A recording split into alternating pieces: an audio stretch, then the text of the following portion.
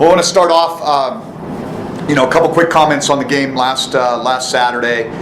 Yesterday was a tough day. You have those guys that play their hearts out. I thought, after going back and looking at the film, obviously we could not get anything going on the offensive side of the ball. I think one of the things that I was hoping was give us a spark. We were able to execute the fake punt. I thought that was a heck of a play by their returner. I thought Gunnar Brecky in a couple of situations not taking a tough shot, on that play, holding on to the ball. That was a really courageous play. But the one play that stands out to me in that game is Gunnar at the end. After we turn the ball over and they're scooping it up and running down for what you think is going to be an apparent touchdown. And just to see the heart that kid showed and displayed and the fight that he displayed in that moment. And he was, he's a tremendous competitor, and that showed me a lot about the type of young man that he is. And so I was very impressed with that. I thought our defense did a tremendous job of, with one exception, gave up the 65-yard play, lost an edge, and it was just one guy being out of position, and that's all it takes. Everybody's got to do their 111th. And the Logan kid had a really, really good game, big, hard runner, got out on that one long run. And really, other than that, we did what we talked about going into this game, and that was make these guys earn it, because they do have good skill, talent, and the quarterback is very efficient within their system. And you see, I think that plays out in his numbers. He's had both the games that he's played and started, he's had good numbers. They do a good job of getting the ball to their playmakers on the perimeter. Even when we missed tackles, our guys were running to the ball to kind of mitigate the ability for them to get an explosive play out of it. And while they got their yards, I thought our defensive staff did a great job of getting these guys prepared to play and really executed the game plan well, with one glaring exception, and then that's we've got to do a better job of taking the ball away. And then on the offensive side of the ball, we really tried to streamline some things at halftime and dial in on a few runs that we felt like we could execute well. And I think you saw that play out in the second half in two critical drives. And then, I again had an opportunity in a 2-minute situation, and we're not able to convert it. Really, I don't know how much you guys watched the film, but the one thing that was very obvious is, they were in the 3-man rush. Chris broke the pocket.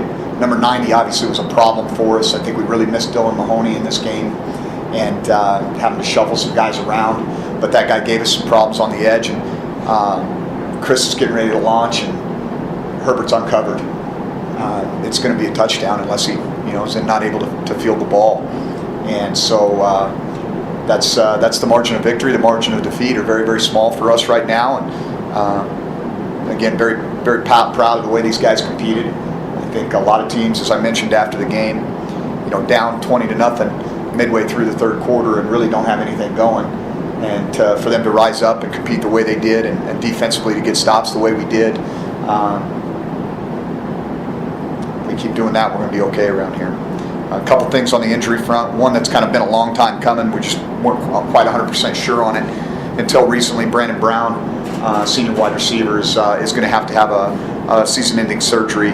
Kid battled through it, tried to do some kind of stopgap solutions for him to get him through the season, and played in a couple of games and just not able to go anymore. And so that's going to unfortunately end his career. He's going to have to get that surgery.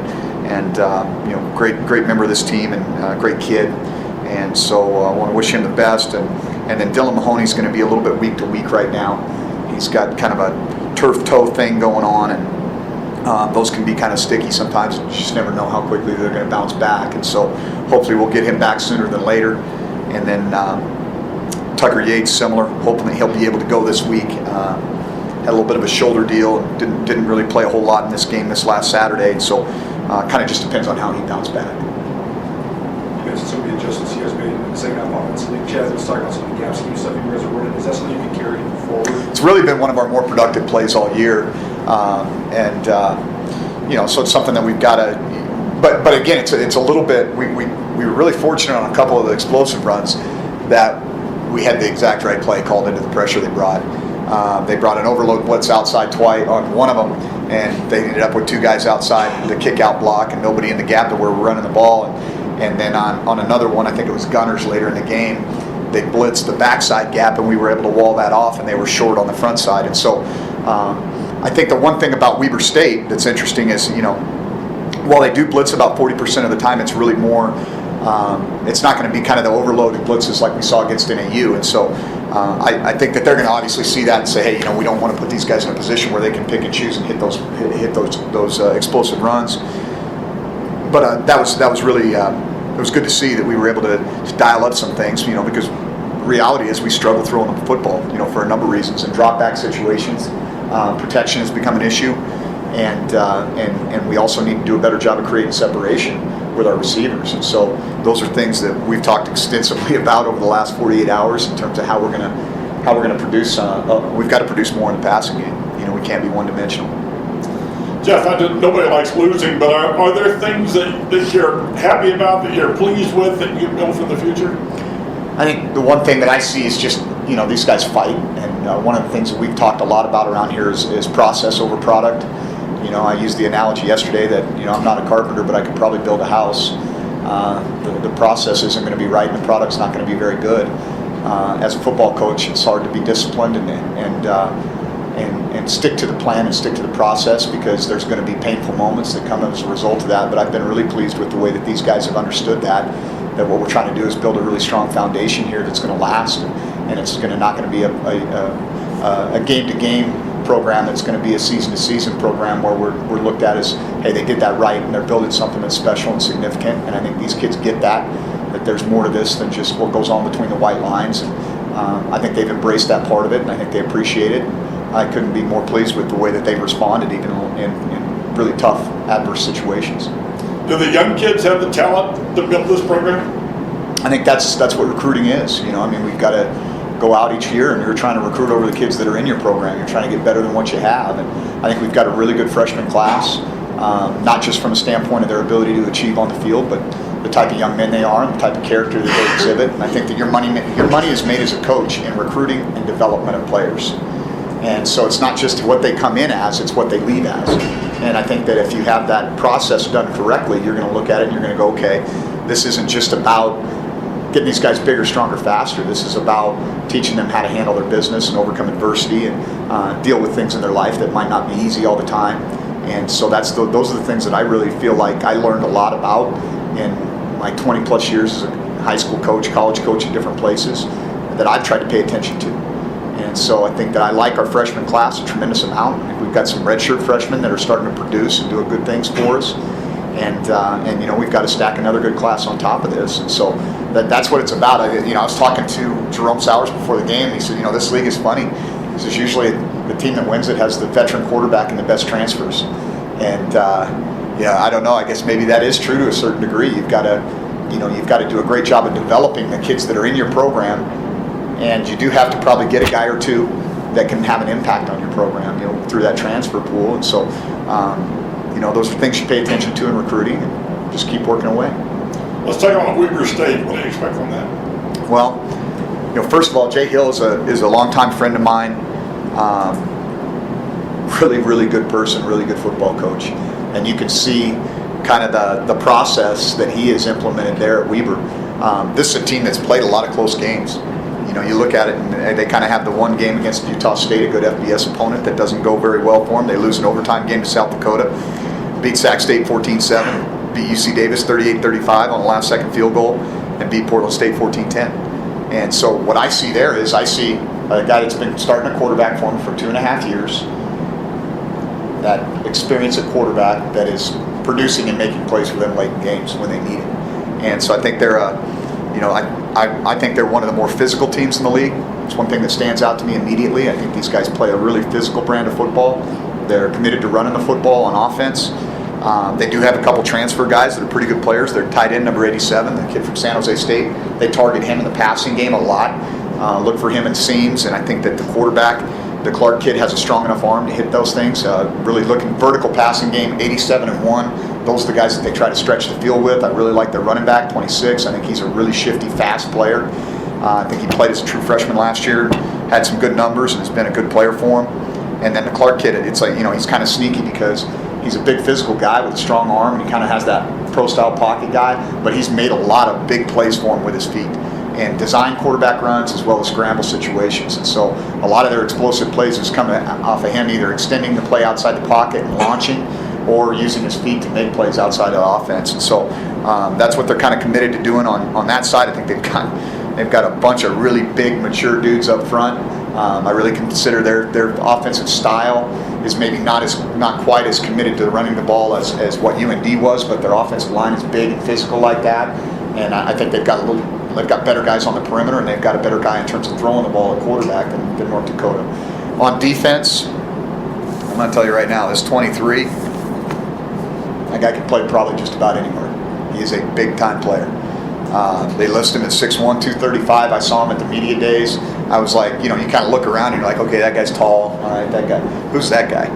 And he looks like the mannequin up in front of our office up there. I mean, he's put together pretty well. He's very, very physical. Like I said, I think Trayvon Johnson, I believe, is his name. And I think as far as just dudes that I've seen on film defensively in this conference right now, I haven't watched everybody very, very close, but certainly that's the one guy that stands out to me as probably the best overall player on the defensive side.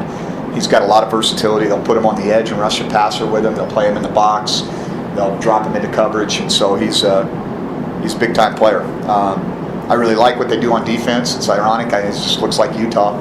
I've played Utah a number of times when I was at Boise, and certainly being in the Pac-12 at Washington State and Washington. And they play a lot of man-to-man coverage, and they pack the box. And they're going to be committed to stopping the run, and they're going to challenge you on the perimeter. And so that's what I think. It's not like, gosh, what are we going to see? I think we know exactly what we're going to see. And I think they execute it very well. And as I mentioned before, they are physical. They are physical. Obviously, Trayvon stands out, but they have a number of very, very good players on the defense. Having said that, how much of an onus do you think this week falls on the passing game, trying to really get that cranked up? Yeah, they lead the league in passing defense. They pressure very, very well. Not just with blitzes, but they have guys that have some juice and they can win one-on-one matchups on the edge. And so I think it's going to be, it's going to be something to pay attention to. We've got to be able to do some things in the passing game to get them out of playing straight man, enough to get them to play a little bit of zone and create some things for us in some other areas. But I think that's going to be very interesting. And this is going to be a slugfest. They bring Trayvon Johnson off the edge a lot. Not as much, and I think some of it has to do maybe with the games that I'm watching. It's stylistic, it's like, for example, against Portland State last week, who's not really known as a vertical passing game team. He played more in the box and was a guy that was more into kind of condensing their running lanes inside. But when they played some teams that throw the ball or they get into third and long situations, you'll see him off the edge, and he does a nice job there. He's got 5 TFLs, a sack, 38 tackles. I mean, they've got a couple of really productive inside linebackers, good defensive linemen. You look at it and you go, I think there was a bunch of guys that have played at Snow College. I think that's their farm system, and so they're probably got I would guess that without looking at it, they probably have about. I know when we were at Utah State, a quarter of our roster was always going to be LDS return mission kids, and because you got to be smart about how you can't have half your roster because you're turning it over potentially, but I would imagine that they have a lot of those guys that are mature guys that have been around, and physically they're more mature and a little bit more focused on things. Do you expect to continue using both quarterbacks? Yeah, I think we have to. I think there's things that Chris does, and he's continued. One of the things that he told Sam Richardson, one of our interns, he said, just pretty soon this thing's going to slow down and I'm going to be good. Don't worry about it, And so that indicates to me that the game's still fast for him. And when that game does slow down, I think we'll see a marked improvement in his ability to make decisions. And Tyler still gives us some things. I thought Tyler did a really good job of extending plays and creating some opportunities. Took some big shots early in the game and made good decisions with the football. Threw it away when there wasn't anything there. But obviously, Chris gives us an added dimension in terms of being able to stretch the defense horizontally in the run game. Do you think we'll see Tyler start again and then kind of the same situation, or will it be based on? I think a lot of that depends on the week of practice. Like I said, I don't think Chris practiced exceptionally well. I think I made sure and told him that the snow was in the forecast for tomorrow, so to dress appropriately for practice. And by the way, on a side note, yesterday was Chris's 18th birthday, and so I couldn't remember exactly what the date was, but we don't have to talk about him being 17 years old anymore. The offensive line if Dylan's not able to go, you tried a couple guys on left tackle there. So who do you like best? Or I guess how's that shuffle out? Yeah, well, we started the game with Mitch going over to left tackle from right tackle. I think he's probably our most athletic guy on the edge. And then we put, started with Patrick at right tackle, and then we slid Monty. Got nicked up for a little bit. We slid Patrick into guard, put Caleb Gillis at tackle, ended up with Monty at guard and Caleb at tackle at the end of the game. And so the good news is we've got a few guys that we can use there, and we just got to keep massaging and see what's going to work best for us. Jeff, is one of the problems with the offense blocking the offensive line? I think our offensive line has been one of our more consistent units. I think we struggled in pass protection, certainly against NAU last week, and I think some of that was one-on-one matchups. And when we have those matchups that are not in our favor, we've got to do a good job of trying to chip our way out and leave a tight end in, slide the protection that way. And I think that was something that, as a coaching staff, in hindsight, we could have done a much better job of, is helping those guys out, specifically on number 90. When it's one guy that's really kind of working you've got to have a plan to be able to mitigate that a little bit. Weaver's offensive line, you mentioned that they have some big, strong guys, but just compared to some of the other units in the league, where do you think they stack up? Yeah, that's interesting. I think size-wise, like I said, they're very similar to UND.